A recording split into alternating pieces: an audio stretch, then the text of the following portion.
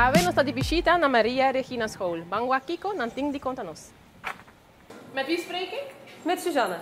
Welke school geef je les? Maria Regina School, de tweede klas. Tweede klas. Nou, welkom. Dankjewel. Hoeveel kinderen doen mee op 26 april? Bij ons op school zitten 106, 107 leerlingen die meedoen. Oké, dus van de eerste tot de zesde klas? Ja, allemaal. Oké, wat leuk. Ja. Hoe zijn de kinderen mee bezig met het leren van de monarchie, Nederlandse monarchie? We gaan vooral volgende week daar uitgebreid over beginnen, omdat het nu nog een beetje vroeg is. Maar ze zien dat vooral nu nog van tv en kranten en horen dat van thuis. Maar ze weten zelf ook al wel hoe de koningin heet door het vliegveld. Oh ja. Dus ze weten zelf al best wel veel, maar volgende week gaan we daar veel dieper op in. En wat ga je precies dan doen? Nou, uitleggen wat er allemaal gebeurt eigenlijk in Nederland, hoe het zit met het koningsstelsel. En dan iedere klas voor zich op niveau. Hoe gaat het met de voorbereidingen zelf voor 26 april? Voor de activiteiten? Hoe gaat het met de voorbereidingen? Ja, goed. We doen 's ochtends mee met ontbijt, dat wordt verzorgd.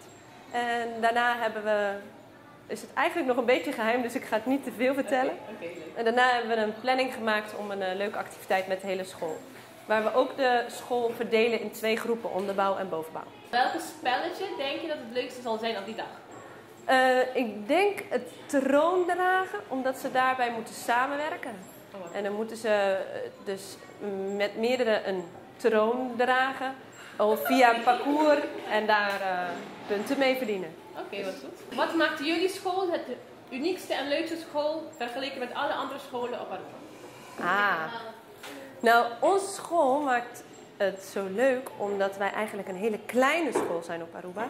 En daardoor heel veel met elkaar kunnen doen. Dus we hoeven niet zoveel op te splitsen, maar we kunnen juist veel met elkaar de spellen doen en het delen. Waarom is de 26 april Koningsspelen eigenlijk extra speciaal dit jaar voor jullie school? Het is eigenlijk extra speciaal voor ons dit jaar op school, omdat we eigenlijk het eerst zo groots uitpakken. Waardoor het ook bij de kinderen veel duidelijker is wat er gebeurt en veel meer leeft. Yeah!